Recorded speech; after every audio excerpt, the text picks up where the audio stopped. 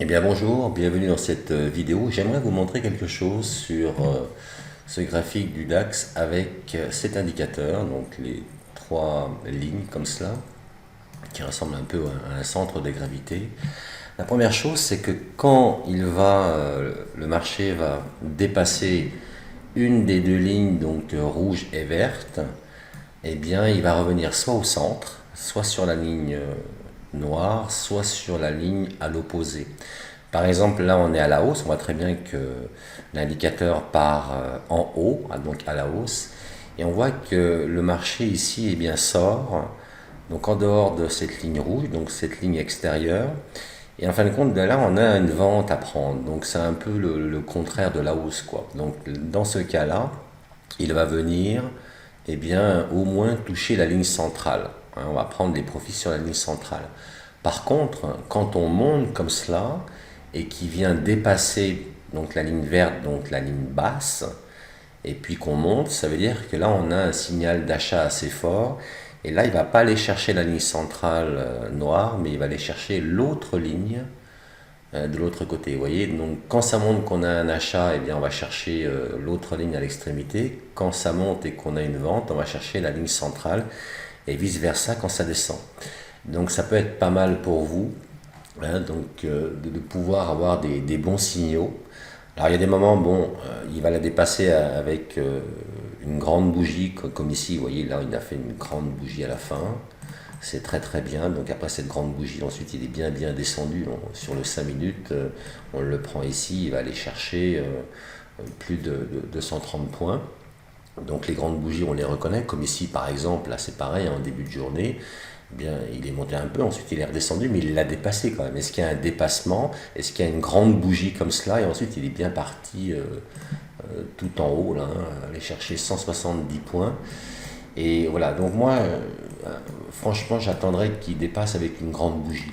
Si évidemment il va le dépasser, mais pas avec des grandes bougies, il peut continuer un peu, mais quand il le dépasse avec une grande bougie, là on a vraiment un signal d'achat ou de vente quand il vient dépasser l'une des deux lignes extérieures. Voilà ce que je voulais vous montrer en premier. En deuxième, eh bien, c'est avec les signaux Ekinashi.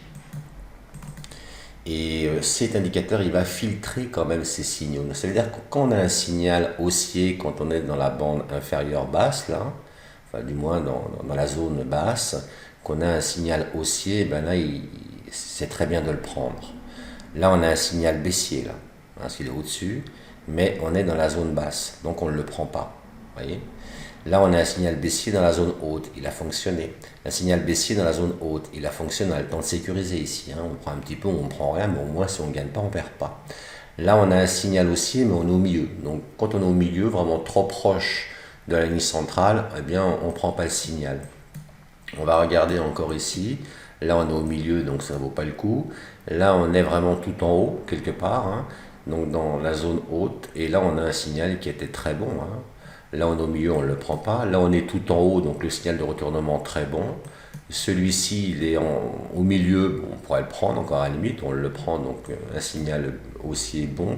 Celui-ci, il est carrément sur la bande, vous avez vu, un signal haussier sur la bande verte. Et là, franchement, celui-ci était très très bien. Hein.